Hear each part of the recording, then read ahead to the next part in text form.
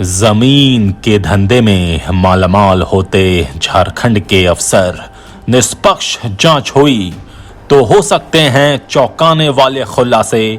कहीं सरकारी तो कहीं खास महाल की जमीन बेच दी अफसरों ने। नमस्कार, आजाद सिपाही विशेष में आपका स्वागत है। मैं हूं राकेश सिंह। 20 साल पहले बिहार से अलग होकर बने झारखंड में यदि दो चीजें खूब फली फूली तो वो हैं भ्रष्टाचार और जमीन का धंधा। इन दो बड़ी बीमारियों ने खनिज संपदा से भरपूर इस खूबसूरत प्रदेश को ऐसा जकड़ा कि यहाँ के लोग त्राही त्राही करने लगे। एक तरफ भ्रष्टाचार ने राज्य के विकास में बाधाएं पैदा की तो दूसरी तरफ जमीन के धंधे ने यहाँ के अधिकारियों को अपने कर्तव्य पथ पर आगे बढ़ने से रोका। झारखंड में जमीन का कारोबार इतना फैला कि राज्य के भ्रष्टाचार की नदी का सारा पानी इसमें समाता चला गया। काली कमाई को कंपनियों के माध्यम से जमीन में निवेश करना यहाँ आम हो गया। इसलिए जमीन का आकर्षण भी बढ़ता गया और देखते देखते पैसे वालों का ये सबसे प्यारा शगल बन गया। इस धंधे ने स्वाभाविक तौर पर दलाल और बिचौलिए पैदा किए। आपसी रंजिश बढ़ी तो हिंसक वारदातें भी हुईं। अधिकारियों को तब भी कोई फर्क नहीं पड़ा। अरबों रुपए की सरकारी जमीन के दस्तावेज में हेरा फेरी कर बेच दिया गया और खास महाल या गैर मजरूआ जमीन का भी सौदा कर लिया गया। रांची के बुंडू में तो एक मौजा ही कुछ पूंजीपतियों के हाथों बेच दिया गया। ऐसे अनगिनत मामले अक्सर सुर्खियों में आते हैं जिनमें अधिकारियों द्वारा जमीन या फ्लैट में निवेश की चर्चा होती है। यदि सभी मामलों की जांच हो जाए तो कई चौंकाने वाले खुलासे हो सकते हैं। झारखंड में जमीन के धंधे में मालामाल होते अफसरों की कारस्तानी पर आजाद सिपाही ब्यूरो की खास रिपोर्ट। घटना 2004 की है। झारखंड बने 4 साल ही हुए थे। राज्य में तैनात एक आईएएस अधिकारी राजधानी रांची के सबसे पॉश इलाके अशोक नगर में अपने लिए एक मकान खोज रहे थे। तभी उन्हें अरगोड़ा में बंद रहे एक अपार्टमेंट के बारे में जानकारी मिली। वो उसे देखने पहुंचे और फ्लैट की बुकिंग कराने की जगह उन्होंने पूरा अपार्टमेंट ही खरीद लिया। उस अपार्टमेंट में 8 फ्लैट थे। सौदा 2.5 करोड़ में तय हुआ था। उन दिनों इस सौदे की खूब चर्चा हुई थी। बाद में उस अपार्टमेंट को ध्वस्त कर आलिशान बंगला बनाया गया। ये घटना इस बात की ओर संकेत करती है कि झारखंड में जमीन मकान खरीदने में अफसर कितनी रुचि दिखाते हैं। भारत के लोग जमीन को मान मर्यादा और परिवार की प्रतिष्ठा से जुड़ा मानते हैं।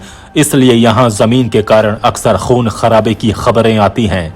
भारतीय समाज का शायद ही कोई ऐसा वर्ग होगा जिसमें जमीन हासिल करने की आकांक्षा नहीं होगी। झारखंड जैसे राज्य में जमीन का महत्व और बढ़ जाता है, जहाँ आदिवासी गैर आदिवासी का कानूनी पेंच सामने रहता है। 20 साल पहले जब बिहार से अलग होकर झारखंड राज्य बना, यहाँ जमीन का कारोबार बहुत तेजी से फैला। काली कमाई को जमीन में निवेश किया जाने लगा और इस कारण कीमत भी मनमाने ढंग से बढ़ी। रियल एस्टेट का कारोबार बढ़ा तो इसमें समाज का प्रभावशाली वर्ग भी रुचि लेने लगा। बड़े व्यवसायियों और उद्योगपतियों के साथ अधिकारियों में जमीन मकान खरीदने की होड़ मच गई।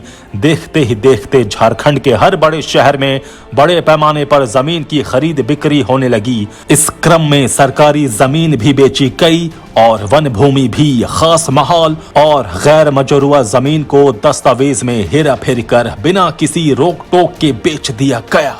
रांची से लेकर देवघर, हजारीबाग, धनबाद, गिरिडीह, दुमका और गोड्डा तक में जमीन का कारोबार परवान चढ़ने लगा।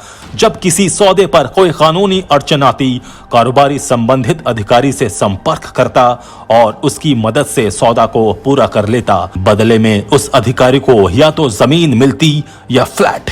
राजधानी रांची की कई आवासीय कॉलोनियों में इस तरह का लेन देन खूब हुआ है। कांके के चामा में पुलिस अधिकारियों की मिली भगत से गैर मजरूआ जमीन पर कब्जा कर लिया गया।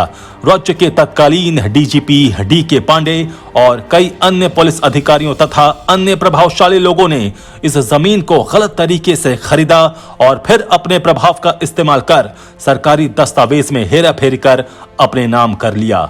इतना ही नहीं, वहां आलिशान मकान भी खड़े हो गए। इसी तरह राज्य की एक महिला अधिकारी ने बीच राजधानी में सरकारी जमीन पर कब्जा कर लिया। बुंडू में 1400 एकड़ का पूरा एक मौजा ही नक्शे से गायब हो गया। आरोप है कि इस पूरी जमीन को अधिकारियों और पूंजीपतियों को बेच दिया गया है। ऐसे भी राजधानी रांची में जितनी भी बड़ी आवासीय कॉलोनियां हैं, उनमें लगभग 40% जमीन या फ्लैट सरकारी अधिकारियों या उनके रिश्तेदारों के नाम पर है। कुछ अधिकारी तो ऐसे हैं जो घूम घूम कर हर बड़ी कॉलोनी में जमीन खरीद रहे हैं, फ्लैट बुक कर रहे हैं। झारखंड के साथ ये विडंबना रही है कि यहाँ के हुक्मरान, कार्यपालिका और विधायिका से जुड़े लोग और आम जनता को पता है कि गड़बड़ी हुई है या हो रही है, लेकिन कहीं कोई सुख बुकाहट नहीं दिखती। राजनीतिक आरोप प्रत्यारोप खूब होते हैं। चुनावी सभाओं में और दूसरे सार्वजनिक मंचों पर आरोप तो खूब लगाए जाते हैं, लेकिन जांच की जहमत कोई नहीं उठाता। पिछले एक साल में मुख्यमंत्री हेमंत सोरेन ने भ्रष्टाचार और गड़बड़ियों के खिलाफ जो एक्शन लिए हैं, जो सख्त कदम सरकार की ओर से उठाए गए हैं, उनसे लोगों की बड़ी उम्मीद जगी है। इस उम्मीद को देखते हुए मुख्यमंत्री हेमंत सोरेन के सामने चुनौती बड़ी है। उन्हें न केवल तमाम गड़बड़ियों का पता लगाना होगा, बल्कि हर एक की जांच कराकर दोषियों के खिलाफ कार्रवाई करनी होगी। ये काम अकेले राजनीतिक नेतृत्व के बस का नहीं है। इसमें कार्यपालिका को भी सक्रिय होकर मदद करनी होगी। इसके लिए मुख्यमंत्री को सबसे पहले कार्यपालिका में लगे घुन को समाप्त करना होगा। इस दिशा में उन्होंने कदम भी उठाया है और उनके कई फैसले इस बात का साफ संकेत हैं कि वो गड़बड़ियों के प्रति जीरो टॉलरेंस के अपने वादे पर कायम रहेंगे। अब ये भरोसा झारखंड को हो रहा है कि एक बार जांच की गाड़ी चल निकली तो ये अपनी मंजिल पर पहुंचकर ही रुकेगी।